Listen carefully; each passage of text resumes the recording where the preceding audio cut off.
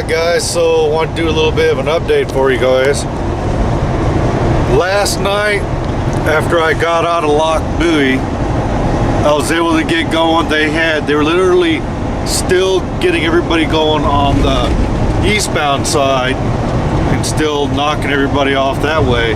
But I was able to get going, and I had those chains on all the way up to the top of Vail. Now, what happened on the top of Vail? Well, let's see, somewhere along the line I had to take off one of my chains. And those of you that were watching my live feeds last night kind of saw all this. But those of you that didn't catch my really, really long live feeds, because I was on for hours and hours. I went on like 3 or 4 times or something, and I just stayed on. And I didn't always talk, I just had my phone live on YouTube while I was rolling through the mountains and stuff and rolling through Denver. I drove most of the way with them chains on. After I got into Denver, it pretty much cleared up and it was just wet pavement. So I was pretty much tearing up those chains. But my boss told me that I was gonna need them when I got to their side, and I'm not gonna stop, take off my chains and put those things back on again.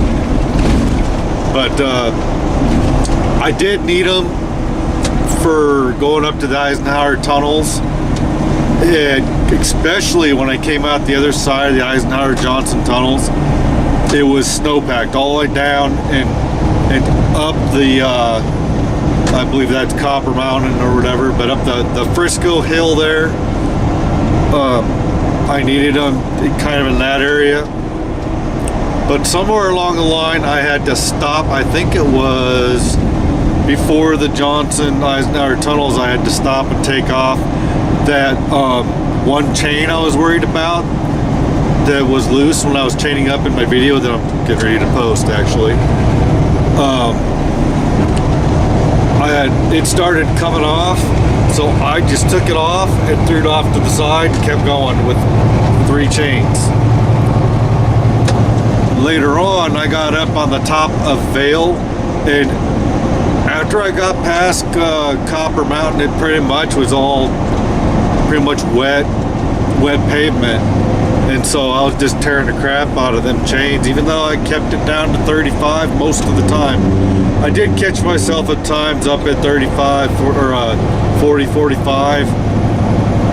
But I got up to the top of Vail, and both chains on the driver's side had worn through, and they were coming off, and they fell down in between the 2 dually tires in the rim there, and tore the crossfires right off the inside tire. And so the inside drive tires on the driver's side basically went flat. They didn't go totally flat, they were still had some air. And when I got all the way out to I drove all the way out to Grand Junction to the Loves where the tire shop was. And you know what, that tire guy was so cool. He didn't charge us or do paperwork on it. He just took the valve stems off and just put new ones on or whatever, and just filled both tires up, which took a little while for him to fill them up. But he didn't even mess with paperwork or any of that. I didn't even have to call maintenance. Well, I called maintenance and told them that they were doing it for free and stuff, but that's pretty much what happened there. And then the LA guy, we usually have to go all the way to Las Vegas to swap out, actually to Gene at exit 12. But they came all the way up to Richfield up on 70, and we swapped. My co-driver took over in Grand Junction after we got the tires fixed, and he went, swapped out trailers, and we're pretty much back on track. We're back on track, what the LA driver isn't, but he has a weather excuse. But we should be, you know, for the most part, on time. But I would usually have taken over by now and be driving through where my co-driver is now. We're in Glenwood Springs, about ready to pull into the Glenwood Canyon and stuff.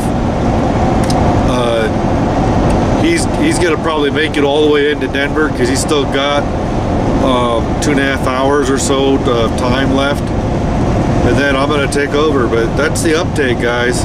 We're back on track. I mean, just think of all that time that we gained back by not driving to Las Vegas. So anyway, that's the update. Just thought I'd let you guys know what happened. So that's pretty cool. All that all kind of transpired. Now we're back on time, so I should be able to get back in plenty of time. So catch you guys next videos, man. Bye.